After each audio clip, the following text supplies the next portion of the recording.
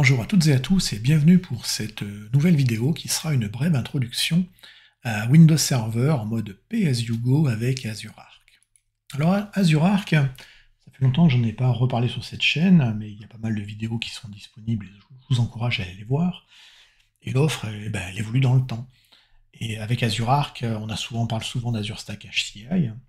Et il y a quelques années, dans Azure Stack HCI, une nouvelle fonctionnalité qui finalement était assez peu connue est arrivée et qui permettait en fait d'acheter ces licences Windows à l'usage et donc de les payer directement dans une facture Azure. Cette fonctionnalité désormais est également disponible au sens global pour tous les postes Windows Server qui sont installés avec un agent Arc, au-delà de la partie purement Azure Stack HCI et donc bien entendu au-delà des murs d'Azure. Donc l'occasion de cette vidéo de regarder un petit peu comment fonctionne ce mécanisme et l'intérêt qu'il peut avoir dans certains scénarios. Donc si on résume finalement ce que c'est que Windows Server Pay-as-you-go with Azure Arc, donc première chose, c'est une alternative à la méthode conventionnelle qui consiste effectivement à acheter des licences perpétuelles Windows Server 2025. Alors ça c'est important, déjà c'est lié à une version et à ses successeurs. Cette fonctionnalité fonctionne pour du Windows Server 2025 et ultérieur. Donc, si vous avez des OS antérieurs, vous ne pourrez pas entre guillemets, couvrir les licences de ces OS au travers de cette méthode. Par contre, tout nouveau déploiement, effectivement, pourra utiliser cette méthode de licensing qui donc du coup ne sera pas un achat qui sera amorti, donc un CAPEX, mais plutôt du coup un coût opérationnel, parce que ce sera de la facturation du coup à l'usage. Donc cette fonctionnalité-là va être facilitée, et de toute façon on va imposer l'usage d'un agent installé côté serveur, côté du Windows Server, et ce sera donc l'agent Azure Arc, Azure Arc for Server. Donc ça veut dire que quand vous aurez votre console Azure et que vous aurez votre machine Arc qui sera remontée, et les informations seront remontées par l'agent Arc, et bien désormais donc il y a une zone qui s'appelle ici Pay-as-you-go, donc vous voyez ici qu'elle est activée, et donc elle va vous permettre en fait de payer votre licence Windows Server 2025 directement dans la facture de votre abonnement Azure. Et à tout moment, vous pouvez l'arrêter. Et donc on retrouve ici le pay-as-you-go qui est également activé pour cette machine Arc, qui était ma machine Arc. Donc globalement, vous allez payer votre licence tant que vous en avez besoin, tant que vous l'utilisez. Donc là, encore, c'est un avantage en termes de flexibilité, parce que c'est pas forcément un engagement sur la durée. Et donc tout ça est mis donc dans votre facture Azure, ce sera donc facturé tous les mois, donc si vous l'utilisez sur plusieurs mois, et à tout moment, en fait, vous pouvez aller désactiver ce système de pay-as-you-go. Pour cela, il suffira simplement, là encore, dans le portail Azure, en allant voir les propriétés de l'agent Arc sur la partie, effectivement, licensing, de venir simplement décocher la case pay-as-you-go with Azure et de sauvegarder. Et à ce moment-là, effectivement, l'arrêt de la facturation sera effectif. Donc on le verra tout à l'heure, le pricing est donné au mois et à l'heure également. Donc, normalement, le fait d'arrêter l'usage de la licence devrait arrêter la facturation. Néanmoins, pour avoir fait l'opération, quand on désactive la licence Windows Server, il vous précise que la facturation sera à l'échelle du mois. Donc ça sera à voir dans la réalité, j'ai pas encore vu ma facture de fin de mois, mais la vérité est probablement entre les deux, entre la facturation à l'heure ou le mois complet. Au passage, vous bénéficiez de toute la couverture des Azure Benefits dès qu'on est dans ce mode-là de pay-as-you-go. Donc, sur la partie prix, voilà, globalement, c'est le même modèle de pricing qu'un Windows Server qui tournerait dans une machine virtuelle dans Azure. Donc là-dessus, effectivement, si c'est le même modèle et le même pricing tel que c'est défini dans la documentation, on devrait bien effectivement avoir une facturation à l'heure, avec un paiement au mois, et donc toute heure commencée est due. Voilà. Et en termes de prix, globalement, on doit être normalement aligné avec les prix côté Azure. Donc tout ça, c'est fait pour quoi? C'est fait pour tous les devices, toutes les machines qui seront déployées à l'extérieur des murs de Microsoft, donc à l'extérieur des data centers d'Azure. Donc ça veut dire globalement on-prem, et puis éventuellement également chez d'autres fournisseurs, parce que là pour le coup il n'y a pas d'astérix et d'alinéa spécifique qui dit cette VM doit être positionnée chez tel ou tel fournisseur ou pas. Donc là, pour le coup, c'est le message assez clair, c'est tout device qui est déployé à l'extérieur d'Azure, et c'est probablement un des changements intéressants qu'il y a depuis par rapport à ce qu'il existait historiquement sur Azure Stack HCI. Le coût sera le même pour les licences standard ou data center. Là-dessus, il n'y a pas de distinguo qui est fait, parce que ces différences, elles se font principalement après sur le nombre de corps derrière. Et ce qu'il faut retenir également, c'est que c'est des licences Windows Server, donc standard ou data center, mais elles n'incluent pas les licences RDS. Donc si vous voulez faire du Remote Desktop Service, donc pour faire du VDI notamment, là encore, vous aurez toujours besoin de client Access License. Voilà. Pour le reste des fonctionnalités standards, l'accès à des partages de fichiers, etc., pas de licence particulière à avoir. Un point intéressant également qui est mentionné dans la documentation, c'est que le PSUGO est gratuit pour les 7 premiers jours une fois que vous l'activez pour essayer. Donc ça c'est plutôt une bonne nouvelle. Donc ça permet de valider le process de configuration sans pour autant effectivement payer derrière, même si les coûts ne sont pas forcément super élevés. Un point également, c'est que si vous êtes habitué au mécanisme AVMA, donc je rappelle que les mécanismes AVMA permettent automatiquement d'activer des machines virtuelles en utilisant en fait une clé produit particulière. Donc là, il n'y en a pas besoin ici, et donc ne sont pas disponibles.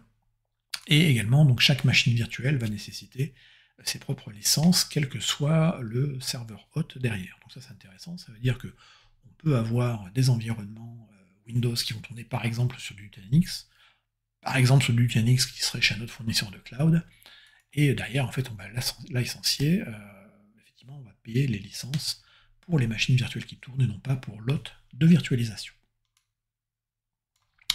Les prérequis pour utiliser tout ça. Alors, c'est relativement simple.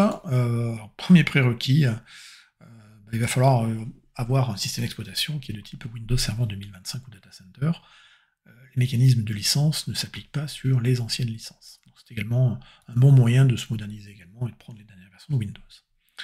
Le device, donc la machine virtuelle, ou la machine physique d'ailleurs, parce qu'on peut installer Arc sur une machine physique, doit être donc du coup actif avec un agent Arc et donc connecté à un environnement en abonnement Azure. L'équipement ne doit pas déjà être licencié avec un autre type de licence, une licence volume, une licence OEM, etc.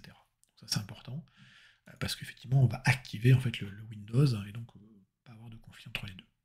Et puis bon, on s'en sera un peu douté, mais c'est bien de le rappeler, il faut une connexion Internet qui soit active, donc en gros il faut que l'équipement, la machine virtuelle, puisse se connecter à Internet, parce qu'on a un agent Arc dessus qui va venir effectivement se connecter auprès d'Azure. Alors, je sais qu'il existe des gateways Arc, à voir si cette fonctionnalité est supportée avec les gateways Arc. Si c'est pas le cas aujourd'hui, ça arrivera certainement prochainement après, mais globalement, pensez qu'il faut une connectivité entre l'agent et Azure. Comment on met ça en place? Alors c'est relativement simple.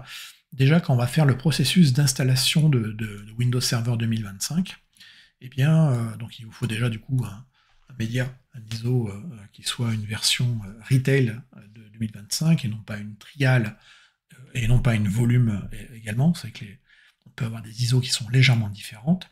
Et donc si on est sur une Windows Server 2025 en édition retail, eh bien on va avoir une option au moment, c'est-à-dire la troisième ou quatrième fenêtre qui va apparaître durant le processus d'installation, et c'est là où on choisit en fait la méthode de licensing.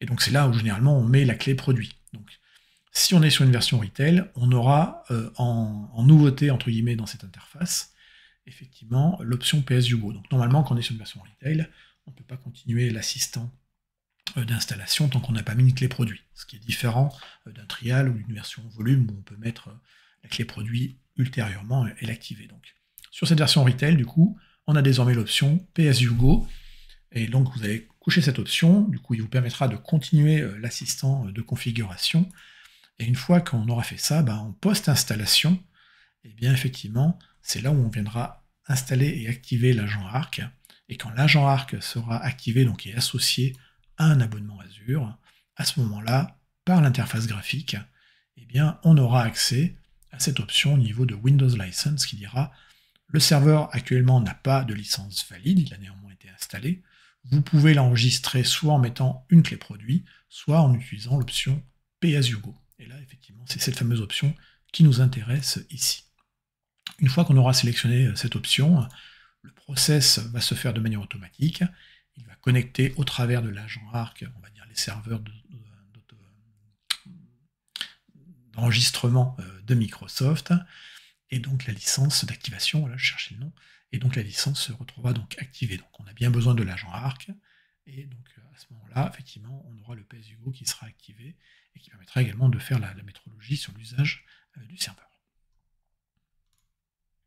Si on est sur un agent, sur un Windows Server 2025 installé en mode core, eh bien ce ne sera pas au travers de la GUI que je vous ai montré, mais ce sera de la ligne de commande pour activer l'agent ARC et pour faire l'installation, effectivement, l'activation de la licence derrière en mode pay-as-you-go. Voilà. C'est à peu près tout ce qu'il y a à savoir. Dernière chose, pour terminer cette vidéo, c'est combien tout ça, ça coûte. Eh bien, quand on va dans la grille tarifaire, on va arriver ici sur la partie site web de Microsoft où on a les prix d'Azure Arc, et qu'on va descendre un petit peu plus bas, voilà, on va y arriver, on a cette zone ici qui s'appelle Windows Server Pay-as-you-go Enabled by Azure Arc, et donc là vous avez un prix ici qui est ramené au mois, donc 33,53 $ par corps et par mois, et le tout ramené à l'heure d'utilisation sur une base de 730 heures. Ça vous fait donc du 0,046 $ par corps et par heure. Voilà. Au passage, si on descend un peu plus bas, on voit également que derrière, on a l'arrivée également du pay-as-you-go d'SQL Server qui va arriver, qui pourra donc du coup être payé directement au travers de l'agent ARC. Mais ça, c'est un autre sujet.